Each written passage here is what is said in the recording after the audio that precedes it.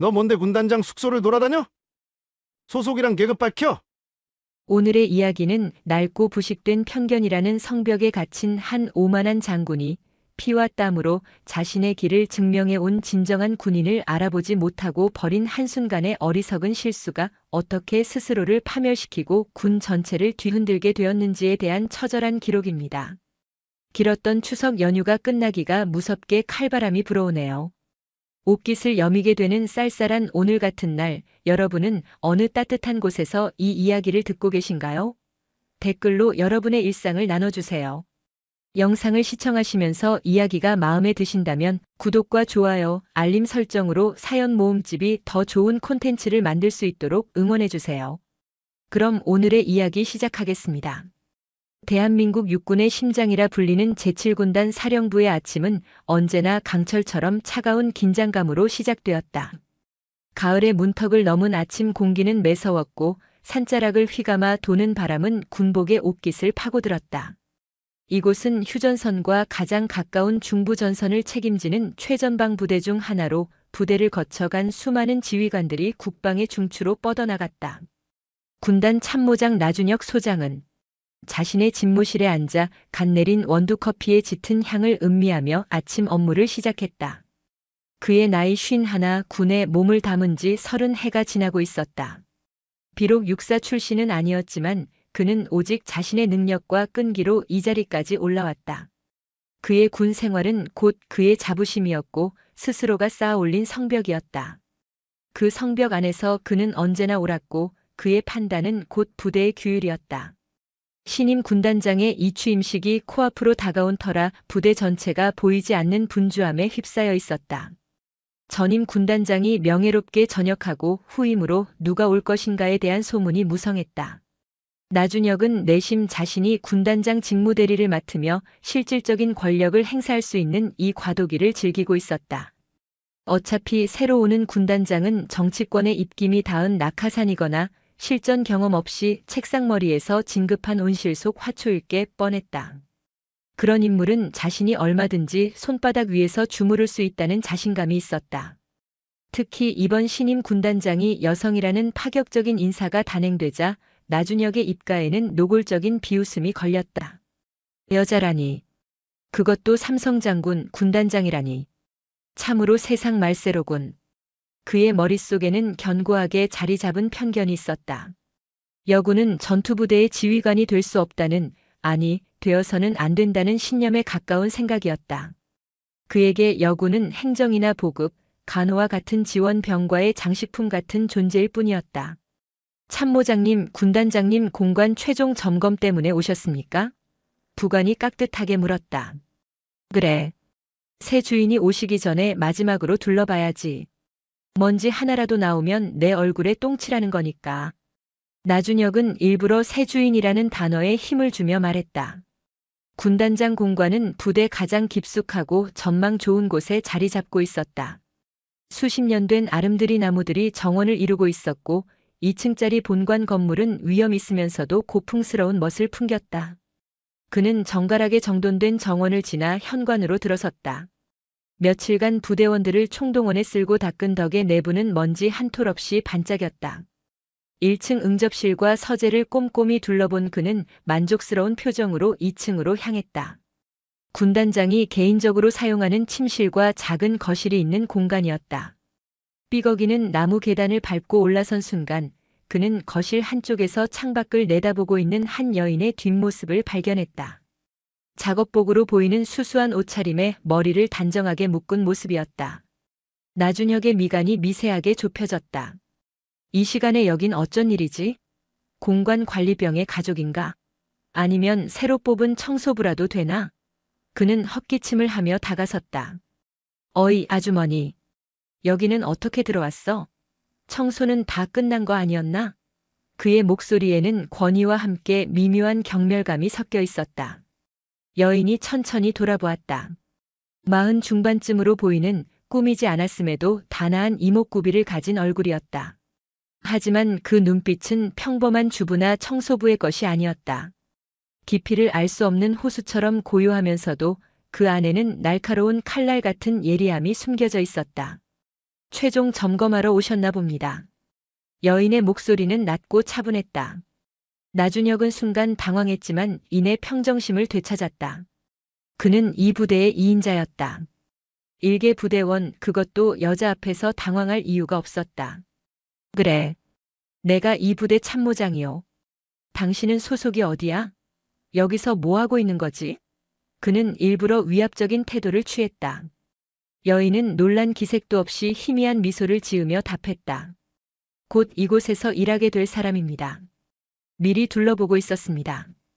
일하게 될 사람? 관리병이나 취사병으로 새로 들어왔나? 얼굴이 낯이 익은데.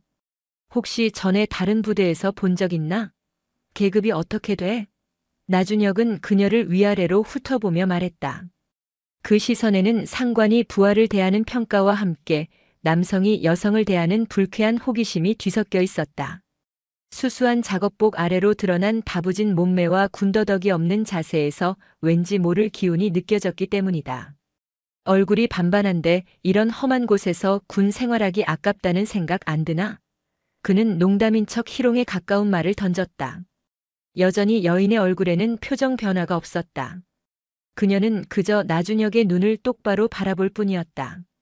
그 시선이 너무나도 곧고 깊어서 오히려 나준혁이 먼저 시선을 피하고 말았다. 이 취임식이 얼마 남지 않았으니 불필요한 사람은 이만 나가줬으면 좋겠는데. 보안구역을 함부로 돌아다니는 건 군법에 어긋난다는 것쯤은 알겠지. 그는 자신의 동요를 감추기 위해 더욱 차갑게 쏘아붙였다. 알겠습니다. 그럼 이만 물러나겠습니다. 여인은 짧게 대답하고는 가볍게 목례를 한 뒤 그를 스쳐 지나갔다. 나준혁은 자신도 모르게 그녀의 뒷모습을 쳐다보았다. 키는 크지 않았지만 꼿꼿하게 편 허리와 절도 있는 걸음걸이에서 오랜 시간 군 생활을 한 사람 특유의 분위기가 풍겼다. 그는 찜찜한 기분을 떨치지 못한 채 침실과 욕실을 마저 둘러보고는 공관을 나섰다. 방금 마주친 여자가 누구인지, 왜 그토록 낯이 익었는지, 그리고 그녀의 눈빛이 왜 자꾸만 뇌리에 맴도는지를 생각하며 그는 차에 올랐다. 건방진 것. 감히 누군 줄 알고 그따위 눈으로 쳐다봐. 나중에 제대로 군기를 잡아줘야겠군. 그는 운전병에게 퉁명스럽게 목적지를 말했다. 자신의 그 오만하고 굳건한 편견이 그의 인생을 송두리째 뒤흔들 거대한 폭풍의 서막이 될 것이라는 사실을. 그리고 곧 마주하게 될 그 여성이 자신이 상상조차 할 수 없는 깊이와 무게를 지닌 진짜 군인이라는 것을 전혀 예상하지 못했다. 그의 견고한 성벽에 작은 균열조차 없을 것이라 믿었던 그 오만한 자신감이 머지않아 산산조각 나게 될 운명이라는 것을. 이 취임식 당일 제7군단 사령부의 대연병장은 아침부터 분주했다. 각급 부대 지휘관들과 내외 귀빈들이 속속 도착했고 도열한 장병들은 흐트러짐 없는 자세로 행사가 시작되기를 기다리고 있었다. 군단 참모장 나준혁 소장은 연병장 한편에 마련된 귀빈석에서 동료 참모들과 담소를 나누고 있었다. 그의 얼굴에는 자신감과 여유가 넘쳤다. 참모장님, 신임 군단장님께서는 언제쯤 도착하십니까? 작전 참모 박 대령이 물었다. 글쎄, 여자분이라 화장이라도 하느라 늦는 거 아닌가 몰라. 나준혁이 비꼬는 듯한 말투로 대답하자 주변에서 억지 웃음이 터져나왔다. 아무리 그래도 대한민국 최초의 여성 군단장님이신데 너무 그러지 마십시오. 군수참모 이 대령이 멋쩍게 말했지만 그의 눈빛 역시 동조하고 있었다. 최초? 최초라는 타이틀이 무슨 벼슬인가? 전쟁 나면 화장 고칠 시간이라도 달라고 할 건가? 전방 부대 지휘관은 실력과 경험으로 뽑아야지 어디서 정치질로 헬리콥터 타고 날아온 주제에 감히. 나준혁의 목소리는 점점 거칠어졌다. 며칠 전 공관에서 마주쳤던 그 건방진 여자가 떠올라 기분이 다시 불쾌해졌기 때문이다. 그때였다. 장내에 우렁찬 방송이 울려 퍼졌다. 신임 제7군단장 한지수 중장님 입장하십니다. 모든 장병들이 반사적으로 자리에서 일어나 부동자세로 연병장 입구를 바라보았다. 의장대의 웅장한 연주와 함께 검은색 세단 한 대가 천천히 연병장으로 들어섰다. 차문이 열리고 완벽하게 각 잡힌 정복 차림의 한 인물이 안으로 들어섰다. 그 순간 나준혁은 온몸에 피가 얼어붙는 듯한 충격을 느꼈다. 그의 눈앞에 서 있는 사람은 바로 며칠 전 공관에서 그가 온갖 모욕적인 말을 퍼부었던 바로 그 여성이었다. 하지만 지금 그녀의 모습은 그때와 완전히 달랐다. 그녀의 단정한 정복 어깨 위에는 대한민국 육군 중장을 상징하는 세 개의 별이 형광등 불빛을 받아 서늘하게 빛나고 있었다. 금빛으로 빛나는 별 세 개가 그의 눈을 찔렀다. 나준혁의 머릿속이 새하얗게 비워졌다. 한지수 중장은 단상 위로 올라가 장병들을 향해 거수 경례를 했다. 그녀의 동작은 간결하면서도 힘이 넘쳤다. 이어서 이임하는 전임 군단장과의 부대기 이양식이 진행되었다. 모든 절차가 끝나고 드디어 신임 군단장의 취임사가 시작되었다. 한지수는 마이크 앞에 서서 잠시 연병장을 가득 메운 장병들을 둘러보았다. 그녀의 시선이 귀빈석에 앉아있는 나준혁에게 잠시 머물렀다. 그 짧은 순간 나준혁은 숨이 멎는 듯한 압박감을 느꼈다. 존경하는 제7군단 장병 여러분, 그리고 자리를 빛내주신 내외 귀빈 여러분. 오늘부로 대한민국 제7군단장이라는 중책을 맡게 된 중장 한지수입니다. 그녀의 목소리는 차분했지만 연병장 전체를 가득 채우는 힘이 있었다. 나준혁은 식은땀을 흘리며 고개를 숙였다. 그녀의 취임사는 길지 않았다. 하지만 그 안에는 군인으로서의 확고한 신념과 부대를 이끌어갈 명확한 비전이 담겨 있었다. 특히 그녀가 마지막으로 남긴 말은 나준혁의 심장을 비수처럼 꿰뚫었다. 저는 앞으로 우리 7군단을 그 어떤 편견과 차별도 없이 오직 실력과 헌신만이 존중받는 부대로 만들어 나갈 것입니다. 계급과 성별, 출신을 떠나 우리 모두는 이 나라를 지키는 소중한 전우이기 때문입니다. 취임사가 끝나자 우레와 같은 박수 소리가 터져나왔다. 나준혁은 멍하니 서서 손바닥이 아프도록 박수를 쳤다. 행사가 모두 끝나고 참모들과의 첫 대면을 위해 회의실로 이동하는 내내 그의 머릿속은 복잡했다. 끝났다. 내 군 생활은 이제 끝이다. 그는 절망적인 생각에 사로잡혔다. 회의실에 도착하자 모든 참모들이 긴장된 표정으로 그를 맞았다. 하지만 그들의 시선 속에는 걱정뿐만 아니라 미묘한 조롱과 호기심이 섞여 있었다. 이미 그들 사이에서는 참모장이 신임 군단장에게 찍혔다는 소문이 파다하게 퍼져 있었을 것이다. 잠시 후 회의실 문이 열리고 한지수 중장이 들어왔다. 모든 참모들이 반사적으로 자리에서 일어났다. 모두 앉으시오. 그녀는 상석에 앉으며 짧게 말했다. 회의는 작전 참모의 현황 보고로 시작되었다. 보고가 진행되는 동안 한지수는 날카로운 질문을 던지며 부대의 문제점들을 정확하게 짚어냈다. 그녀의 지적은 놀라울 정도로 정확하고 논리정연했다. 평소라면 회의를 주도하며 다른 참모들의 의견을 압도했을 나준혁이었지만 오늘 그는 완전히 위축되어 있었다. 한지수는 의도적으로 나준혁에게는 단 한 번의 질문도 하지 않았다. 그 무관심이 나준혁에게는 더 큰 공포로 다가왔다. 회의가 끝나자 한지수는 나준혁을 따로 불렀다. 나준혁 참모장. 예, 군단장님.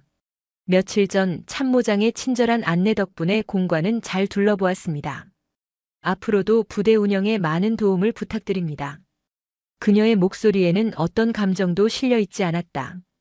그래서 더 무서웠다. 그 말은 마치 나는 모든 것을 알고 있다. 내가 한 짓을 잊지 않겠다라고 말하는 것 같았다. 나준혁은 등줄기에서 폭포수처럼 쏟아지는 식은땀을 느끼며 간신히 대답했다. 최선을 다해 보자 하겠습니다. 그날 이후 나준혁의 군 생활은 완전히 뒤바뀌었다. 한때 부대 내에서 누구도 무시할 수 없는 실세 참모로 통했던 그는 하루아침에 문제야 골칫거리로 전락해버렸다. 그것은 길고 혹독한 추락의 시작이었다. 한지수 중장이 부임한 첫 주 제7군단 사령부는 폭풍 전야처럼 고요하면서도 팽팽한 긴장감이 감돌았다. 그녀는 불필요한 관행과 권위주의를 타파하고 오직 실력과 합리적인 소통으로 부대를 이끌었다. 처음에는 의구심을 품었던 사람들조차 그녀의 날카로운 리더십과 부대 상황에 대한 정확한 파악 능력에 점차 혀를 내두르기 시작했다. 변화의 바람은 나준혁 소장에게 가장 먼저 그리고 가장 차갑게 불어닥쳤다. 군단장 주재로 열리는 아침 회의는 그에게 가시방석이나 다름없었다. 인사참모부에서 올린 하반기 부사관 훈련 계획안, 현장 상황이 전혀 반영되지 않은 탁상 공론에 불과합니다. 전면 재검토해서 내일 오전까지 다시 제출하세요. 한지수는 모든 참모들이 모인 자리에서 나준혁이 올린 서류를 가차없이 반려했다. 나준혁의 얼굴이 벌겋게 달아올랐다. 그 훈련 계획안은 지난 몇 주간 실무자들과 수십 번의 회의를 거쳐 만든 그 어떤 계획안보다 완벽하다고 자부했던 것이었다. 하지만 한지수는 유독 그의 업무에만 현미경을 들이대며 혹독한 잣대를 적용하고 있었다. 군수 지원 현황 보고 수치가 정확하지 않습니다. 직접 발로 뛰며 현장을 확인한 겁니까? 아니면 책상에 앉아서 보고서만 받은 겁니까? 작전 계획에 대한 참모장의 의견은 어떻습니까? 왜 아무 말이 없으시죠? 이 자리는 그저 앉아서 보고만 받는 자리가 아닙니다. 그녀의 지시는 논리정연했고 부대 상황에 대한 파악은 놀라울 정도로 정확했다. 평소 회의에서 가장 적극적으로 의견을 개진하고 다른 참모들의 의견을 주도했던 나준혁이었지만 이제 그는 완전히 위축되어 있었다. 한지수는 의도적으로 그를 고립시키고 있었다. 중요한 안건들은 다른 참모들을 통해 먼저 보고를 받았고 그의 의견은 회의에서 거의 반영되지 않았다. 그가 올린 서류들은 사소한 토시 하나까지 지적당하며 몇 번이고 반려되었다. 나준혁은 지독한 모멸감을 느꼈다. 이것은 명백히 자신을 겨냥한 보복이었다. 한지수는 직접 칼을 휘두르지 않고 서서히 그의 팔다리를 잘라내며 고사시키고 있었다. 회의가 끝나자 나준혁은 쥐구멍에라도 숨고 싶은 심정으로 서둘러 자리에서 일어났지만 등 뒤에서 한지수의 차가운 목소리가 들려왔다. 나준혁 참모장 잠시 남아 계시죠. 넓은 회의실에는 나준혁과 한지수 단둘만 남았다. 무거운 침묵이 흘렀다.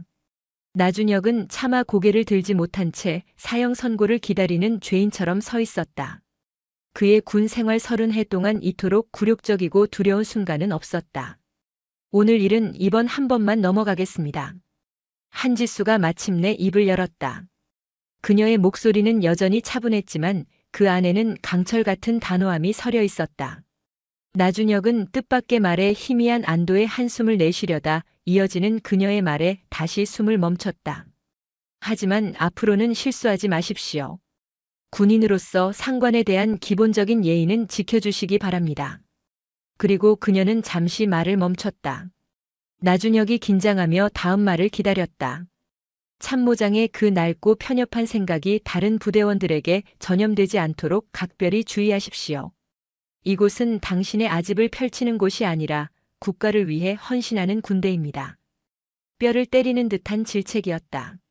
그녀는 이미 그의 속을 모두 꿰뚫어 보고 있었다. 감사합니다. 그리고 정말 죄송합니다. 나준혁이 고개를 깊이 숙이며 사과했다. 하지만 그는 몰랐다. 이것이 끝이 아니라 이제부터가 진짜 시작이라는 것을. 그날 이후 그의 군 생활은 완전히 뒤바뀌었다. 이전까지 그는 군단 내에서 누구도 무시할 수 없는 실세 참모로 통했다. 하지만 이제 동료들조차 그를 슬금슬금 피하기 시작했다.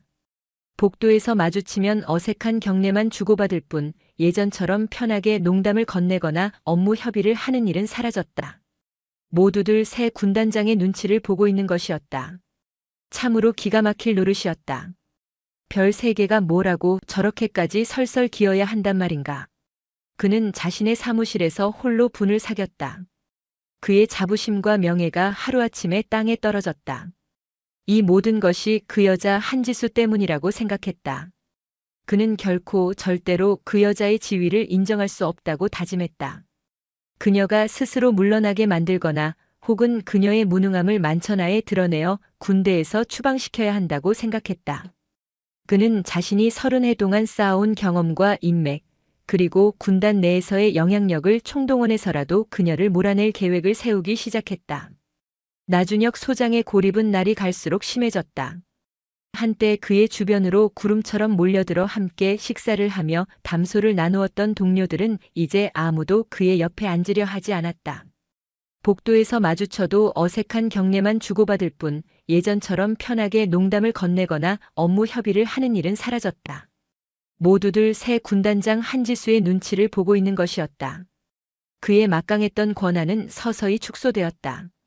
보고 체계는 그를 건너뛰기 일쑤였고 그가 주관하던 핵심 업무들은 하나둘씩 다른 참모들에게 이관되었다.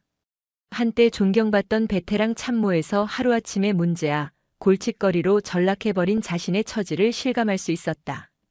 분노와 모멸감에 휩싸인 그는 거의 매일 밤 술을 마셨다. 그날 밤도 그는 자신을 따르는 몇몇 부하 장교들을 부대 밖 허름한 포장마차로 불러내 막걸리 잔을 기울였다.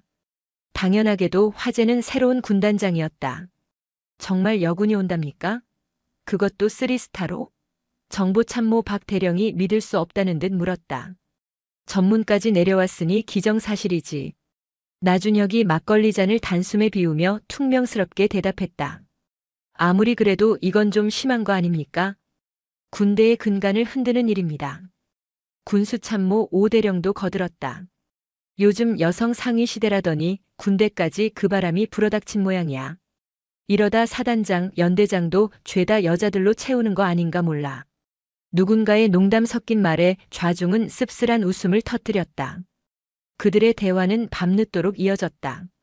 새로운 여성 군단장에 대한 조롱과 비아냥, 그리고 앞으로 닥쳐올 혼란에 대한 우려가 대부분이었다. 나준혁은 그 대화의 중심에서 자신의 편견을 더욱 단단하게 굳혀갔다. 별 3개?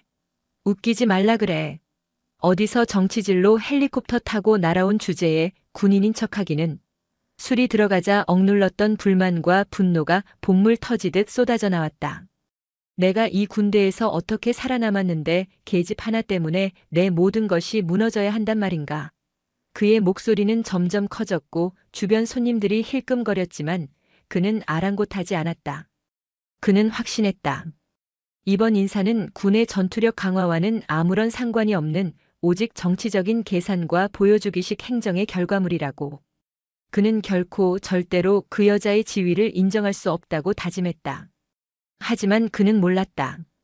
그 포장마차 가장 구석진 자리에 군단 소속의 한 부사관이 동료와 함께 술을 마시고 있다는 사실을.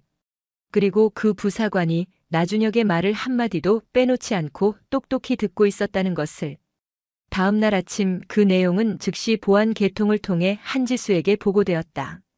나준혁 참모장이 어젯밤 사석에서 군단장님에 대한 심각한 명예훼손 및 모욕적인 발언을 했다는 첩보가 입수되었습니다. 보안 참모의 보고를 받는 한지수의 표정에는 아무런 변화가 없었다. 그녀는 서류에서 눈을 떼지 않은 채 물었다. 구체적으로 어떤 내용이었습니까? 여성 군단장에 대한 비하 발언과 정치적인 배경으로 진급했다는 식의 유언 비어를 유포했다고 합니다. 한지수는 잠시 펜을 멈췄다. 정확한 증언자가 있습니까? 예, 현장에 있던 우리 부대 소속 부사관이 직접 들었다고 합니다. 진술서도 확보했습니다. 한지수는 조용히 고개를 끄덕였다. 알겠습니다. 해당 내용을 육군본부 감찰실에 정식으로 이첩하도록 하세요. 그녀의 목소리는 얼음장처럼 차가웠다. 그녀는 나준혁에게 한 번의 기회를 주었지만 그는 스스로 그 기회를 걷어차 버렸다. 이제 더 이상의 관용은 없었다. 그녀는 자신의 낡고 편협한 생각으로 조직 전체를 병들게 하는 그 썩어 빠진 부품을 반드시 도려내기로 결심했다. 그것이 자신이 이 부대에 온 이유이자 수많은 실전에서 피와 땀으로 증명해 온 자신의 리더십을 지키는 길이라고 믿었다. 나준혁이 포장마차에서 쏟아냈던 분노의 말들이 보고된 지 나흘이 지난 금요일 아침 제7군단 사령부에는 평소와 다른 무거운 공기가 감돌았다. 이른 아침부터 본관 주차장에는 육군본부 마크가 선명한 낯선 세단 차량 여러 대가 들어섰고 정복 칼날같이 다려입은 헌병들이 삼엄한 경계를 펼쳤다. 저 사람들 누구지? 무슨 큰일이라도 났나? 복도를 지나던 한 장교가 동료에게 작은 목소리로 물었다. 육본 감찰실에서 나온 사람들이라던데. 분위기가 장난이 아니야. 다른 장교가 긴장한 표정으로 대답했다. 나준혁은 평소처럼 9시에 출근했다. 사무실 문을 열고 들어가려는데 안에서 낯선 목소리들이 들려왔다. 이상하다 싶어 문을 살짝 열어보니 정복을 입은 낯선 군인 2명이 자신의 책상 서랍을 열어젖히고 서류들을 뒤지고 있었다. 지금 여기서 뭐 하시는 겁니까? 나준혁이 놀라 소리치며 안으로 들어섰다. 그때 등 뒤에서 누군가가 그의 어깨를 툭 쳤다. 돌아보니 날카로운 눈매의 낯선 대령이 서 있었다. 당신이 나준혁 소장이요? 그가 차가운 목소리로 물었다. 그렇구만. 당신들은 누구요? 여긴 참모장실이요. 허락도 없이 남의 집무실을 뒤지는 건 무슨 경우야? 나준혁이 격앙된 목소리로 소리쳤다. 나는 육군본부 감찰실 감찰일과장 정민호 대령이요. 정민호 대령의 입에서 나온 말은 청천벽력과도 같았다. 나준혁의 심장이 쿵 하고 바닥으로 떨어졌다. 감찰실이라는 말을 듣는 순간 온몸의 피가 차갑게 식는 것 같았다. 하지만 아직 구체적으로 무슨 일인지는 알 수 없었다. 감찰실에서 저에게 무슨 볼일이십니까? 나준혁이 당황하며 물었다. 나준혁 소장, 당신을 상관 모욕 및 군 기강 문란 혐의로 긴급 체포합니다. 체포라니요. 상관 모욕이라니. 저는 그런 짓을 한 적이 없습니다. 며칠 전 부대 외부 민간 주점에서 현 군단장에 대한 심각한 수준의 모욕적인 발언을 한 혐의요. 증인과 증거는 이미 모두 확보된 상태입니다. 감찰관이 서류처를 펼쳐 보이며 설명했다. 그제야 나준혁은 며칠 전 포장마차에서 술에 취해 내뱉었던 말들이 떠올랐다. 당시에는 그저 단순한 푸념, 술주정 정도로 생각했는데 그것이 이렇게 자신의 목에 칼을 겨눌 줄은 꿈에도 몰랐다. 그건 그냥 술김에 개인적인 의견을 말한 것뿐입니다. 나준혁이 필사적으로 변명했다. 술을 마셨다고 해서 상관에 대한 모독이 정당화되지는 않소. 정민호 대령이 단호하게 말했다. 더군다나 현 지휘관에 대한 정치적 편견을 드러내고 허위 사실을 유포한 것은 군의 위계 질서를 뿌리부터 흔드는 매우 중대한 범죄 행위요. 나준혁의 이마에서 굵은 땀방울이 흘러내렸다. 자신이 얼마나 끔찍한 실수를 저질렀는지, 그리고 그 배후에 한지수가 있다는 것을 이제야 깨달았다. 그녀는 자신을 용서한 것이 아니었다. 더 큰 올가미를 던지기 위해 잠시 기다렸을 뿐이었다. 조사실로 연행하시오. 감찰관의 지시에 헌병 2명이 다가와 나준혁의 양팔을 붙잡았다. 그는 속수무책으로 끌려나갔다. 복도를 걸어가는 동안 수많은 부대원들의 시선이 그에게로 집중되었다. 동정, 경멸, 호기심 그리고 조롱이 섞인 눈빛들이 날카로운 파편처럼 그의 온몸에 박혔다. 30해 동안 쌓아온 그의 명예와 자존심이 그 짧은 복도를 걷는 동안 산산조각 나고 있었다. 육군본부 직할의 어둡고 차가운 조사실에서 혹독한 조사가 시작되었다. 감찰관들은 그날 밤 포장마차에서 했던 발언들을 녹음 파일까지 틀어주며 하나하나 확인했다. 계집 하나 때문에 내 군 생활이 무너져야겠냐, 정치질로 헬리콥터 타고 날아온 주제에 전부 본인이 한 발언 맞습니까? 감찰관이 날카롭게 추궁했다. 나준혁은 더 이상 변명할 수 없었다. 술에 취해 내뱉은 말들은 명백한 증거가 되어 그의 숨통을 조여왔다. 그때는 감정적으로 격해서 감정적이라고 해서 군 기강을 무너뜨리는 발언이 용납될 수는 없습니다. 소장식이나 되신 분이 그런 기본적인 것도 모르십니까? 조사는 밤늦도록 계속되었다. 나준혁은 점점 절망의 늪으로 빠져들었다. 아무리 변명하고 호소해봐도 자신이 저지른 잘못이 명백하다는 사실을 부인할 수 없었다. 며칠 후 그에 대한 징계위원회가 열렸고 결과는 가혹했다. 나준혁 소장, 현 보직에서 해임하고 강원도 최전방 GOP 인근의 예비전력관리연대장으로 전보 조치한다. 사실상의 좌천, 아니 군인으로서의 사형 선고나 다름없었다. 예비전력관리연대는 현역에서 물러난 장성들의 마지막 휴식처 혹은 문제를 일으킨 장교들의 유배지로 불리는 곳이었다. 그곳으로 간다는 것은 군인으로서의 모든 경력이 끝났음을 의미했다. 명령서를 받아든 나준혁은 한참 동안 멍하니 서 있었다. 30해의 세월이 그 여자와의 단 한 번의 잘못된 만남으로 인해 물거품처럼 사라져버렸다. 전출 명령이 내려지고 일주일이 흘렀다. 나준혁에게 남은 시간은 이제 얼마 없었다. 그의 사무실은 이미 짐을 싸기 시작한 상자들로 어수선했다. 30년간 몸담았던 군단, 그의 청춘과 자부심이 모두 녹아있는 이곳을 이렇게 초라하게 떠나게 될 줄은 꿈에도 몰랐다. 후임자에게 업무를 인계하는 과정은 고역이었다. 한때 그의 부하였던 이들이 이제는 그를 동정하거나 혹은 은근히 무시하는 시선으로 바라보는 것을 견디기 힘들었다. 모든 의욕을 잃어버린 그는 살아있는 시체나 다름없었다. 하지만 이대로 무너질 수는 없었다. 그는 마지막으로 자신이 할 수 있는 일이 딱 하나 남아있다고 생각했다. 마지막으로 단 한 번이라도 그분께 군인 대 군인으로서 진심 어린 사과를 드려야 한다. 전출을 하루 앞둔 마지막 날 금요일 오후. 나준혁은 모든 업무 정리를 마쳤다. 책상 위에는 후임자에게 넘겨줄 인수인계서 한 묶음만 덩그러니 남아 있었고 그의 개인 물품들은 이미 상자에 담겨 사무실 구석에 쌓여 있었다. 그는 자리에서 일어나 거울 앞에 섰다. 그는 흐트러진 정복의 옷깃을 바로잡고 단추 하나하나를 정성스럽게 잠갔다. 구겨진 계급장도 반듯하게 폈다. 마지막이니만큼 군인다운 가장 반듯한 모습으로 그녀를 만나고 싶었다. 전출을 사흘 앞둔 어느 오후 나준혁은 마지막 업무 정리를 위해 본관 지하에 위치한 기록실로 향했다. 후임자에게 인계할 자료들 중에 과거 군단에서 시행했던 주요 훈련 기록들을 찾아야 했기 때문이었다. 기록실은 평소 사람들의 발길이 닿지 않는 곳이라 서늘하고 퀴퀴한 먼지 냄새가 진동했다. 10년 전 대침투 훈련 자료가 어디 있더라. 나준혁은 혼자 중얼거리며 빽빽하게 들어찬 서가 사이를 헤매고 다녔다. 오래된 파일철과 누렇게 변색된 상자들이 끝도 없이 쌓여 있었다. 대부분 먼지가 두껍게 쌓여 있어 언제 마지막으로 사람의 손길이 닿았는지 짐작조차 할 수 없었다. 그는 한 칸씩 파일을 뒤지며 필요한 자료를 찾고 있었다. 그때 한쪽 벽면을 가득 채운 낡은 액자들이 눈에 들어왔다. 군단의 역사를 담은 오래된 사진들이었다. 대부분 색이 바래 세월의 흔적을 고스란히 보여주고 있었다. 나준혁은 무심코 액자들을 하나씩 살펴보기 시작했다.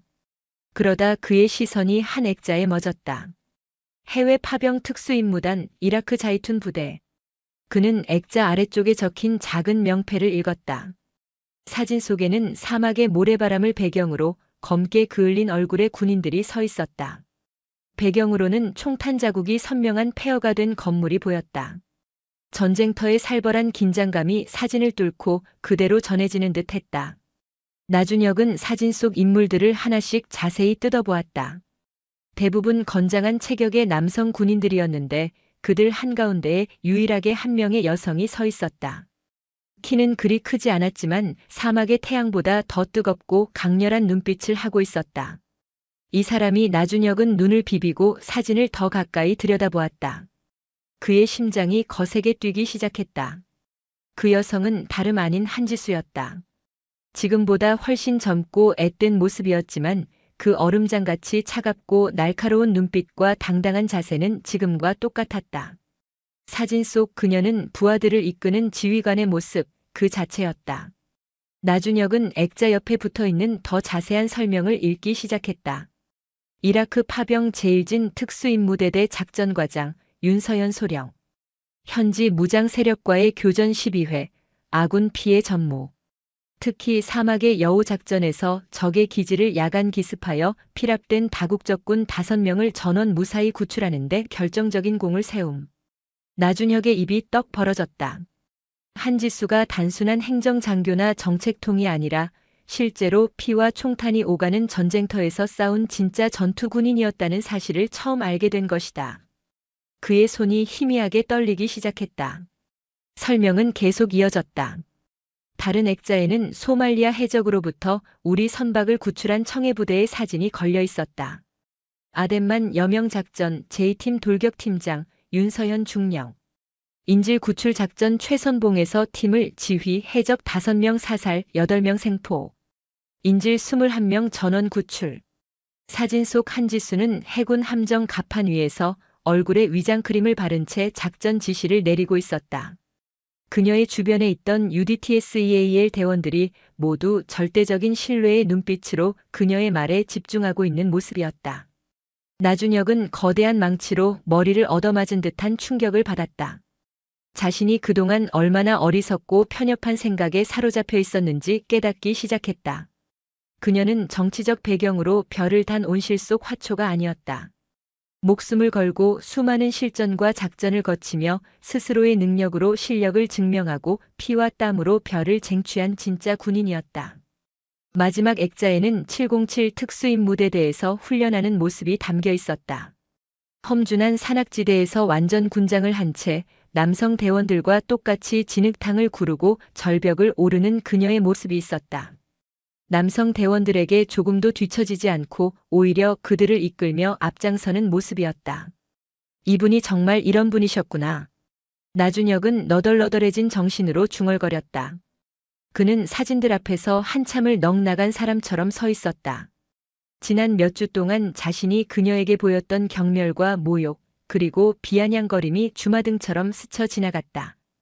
그녀를 단순히 여자 군단장으로만 보고 그녀의 능력과 경험을 애써 무시하고 깎아내리려 했던 자신의 모습이 너무나도 부끄럽고 한심하게 느껴졌다. 나는 얼마나 바보 같은 짓을 한 것인가. 그는 자책하며 고개를 숙였다.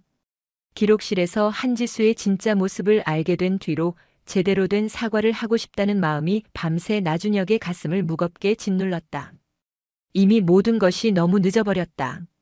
전출 명령은 번복될 수 없었고 그의 군 생활도 사실상 끝이 난 상태였다. 그래도 나준혁은 마지막으로 자신이 할 수 있는 일이 딱 하나 남아있다고 생각했다.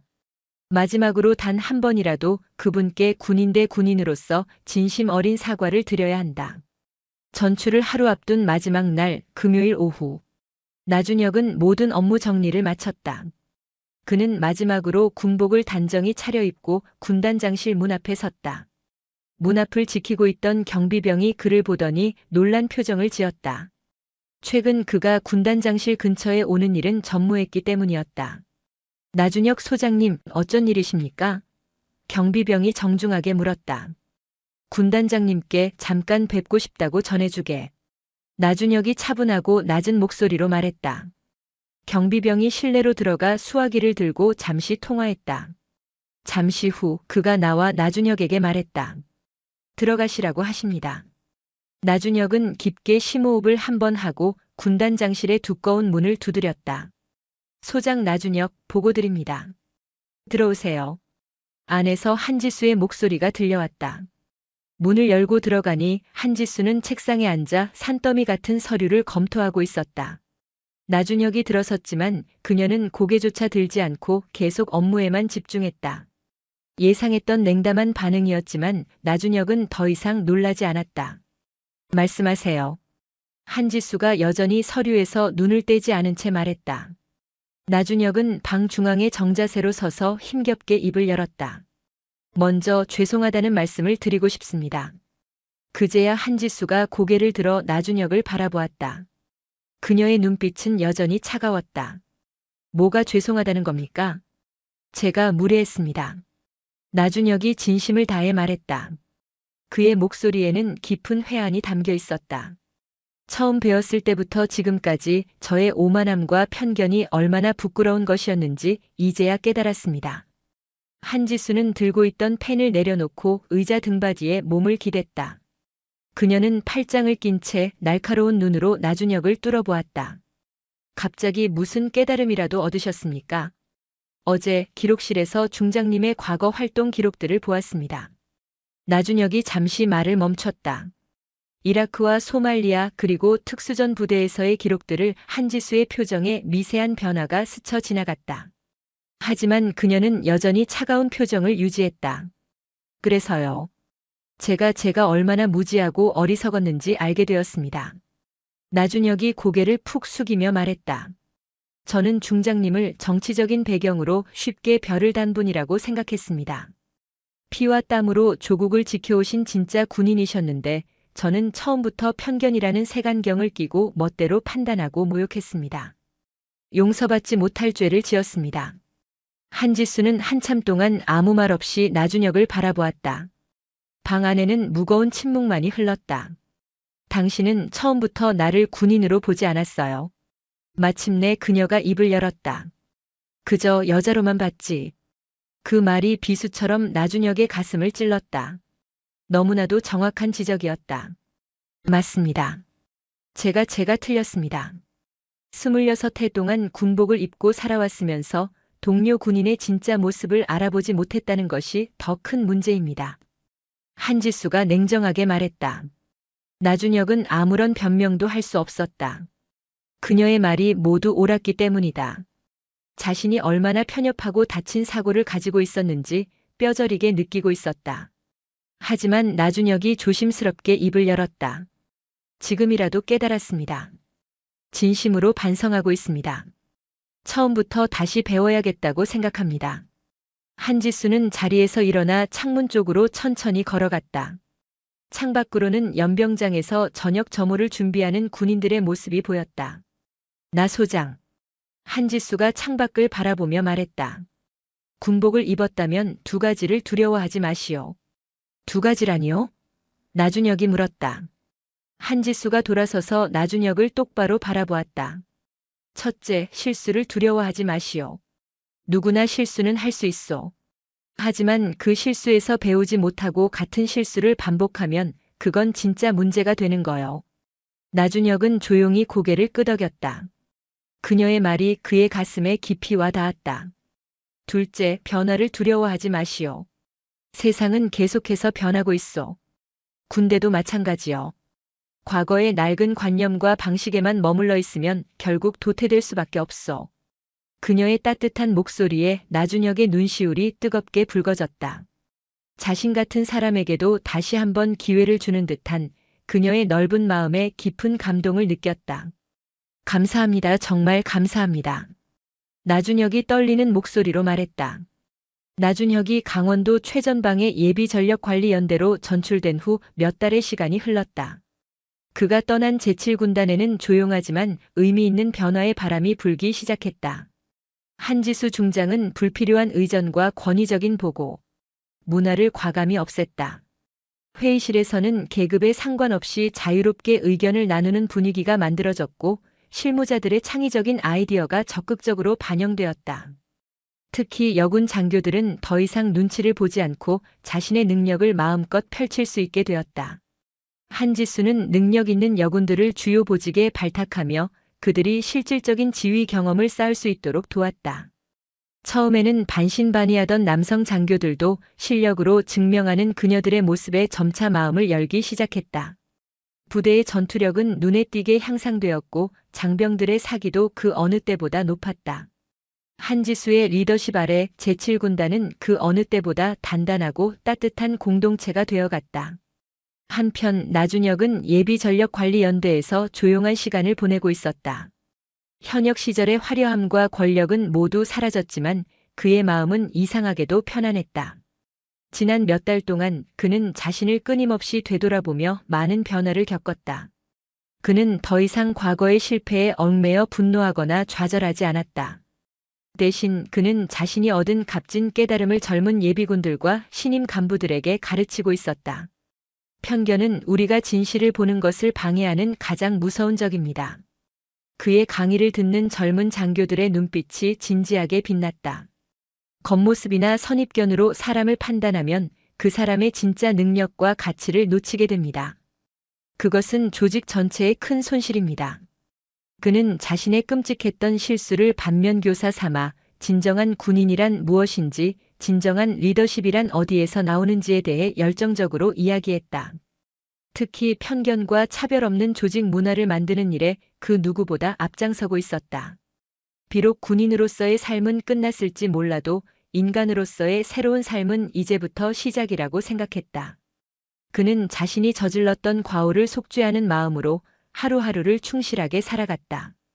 그의 모습은 석 달 전과는 완전히 달라져 있었다. 예전처럼 오만하고 불만 가득한 표정은 사라지고 겸손하고 진지한 모습으로 연단 위를 응시하고 있었다. 그는 한지수의 강연을 들으며 자신이 그동안 얼마나 편협하고 닫힌 세상에 갇혀 살았는지 뼈저리게 깨달았다. 한지수에 대한 모든 오해와 편견 그리고 증오가 한순간의 부끄러움과 존경심으로 바뀌어 있었다. 그는 이제야 알 수 있었다. 한지수가 왜 그토록 엄격하고 철저했는지, 왜 그토록 높은 기준을 요구했는지. 생사를 오가는 실전에서 단련된 지휘관은 당연히 그래야만 했던 것이다. 혹독했던 겨울이 지나고 따스한 봄 기온이 완연한 4월의 어느 날 제7군단 본부 대강당에서는 특별한 행사가 열리고 있었다. 상호 존중의 병영 문화, 우리가 만들어갑니다라는 현수막이 걸린 강당 안에는 각 부서의 지휘관과 참모 그리고 초급 간부들이 빼곡히 앉아 있었다. 이날 교육은 한지수 중장이 직접 기획하고 진행하는 전군 최초의 성인지 감수성 및 리더십 교육이었다. 연단 위에는 깔끔한 정복 차림의 한지수가 서 있었다. 그녀는 당당하고 품격 있는 모습으로 강연을 준비하고 있었다. 오늘 이 자리에 모인 여러분과 함께 진정한 리더십이란 무엇인가에 대해 이야기하고 싶습니다. 한지수가 마이크를 잡고 말문을 열었다. 그녀의 목소리는 차분했지만 강당을 가득 채우는 힘이 있었다. 청중들은 모두 숨을 죽인 채 그녀의 말에 귀를 기울였다. 강당 맨 뒤쪽 가장 구석진 자리에 한 사람이 조용히 앉아 있었다. 예비전력관리연대에서 민간인 신분으로 교육을 담당하게 된 나준혁이었다. 그는 오늘 교육에 특별 초청을 받아 이 자리에 참석했다. 진정한 리더십은 더 높은 계급에서 나오는 것이 아닙니다. 한지수가 계속해서 말했다. 그것은 상대를 존중하는 마음에서 시작되는 것입니다. 성별, 출신, 계급을 떠나 서로를 동료이자 전우로서 인정하고 존중할 때 비로소 진짜 팀워크가 생겨나고 우리 군은 더욱 강해질 수 있습니다. 한지수는 자신의 개인적인 경험을 이야기하기 시작했다. 제가 처음 군에 입대했을 때 여성이라는 이유로 수많은 편견과 차별에 부딪혀야 했습니다.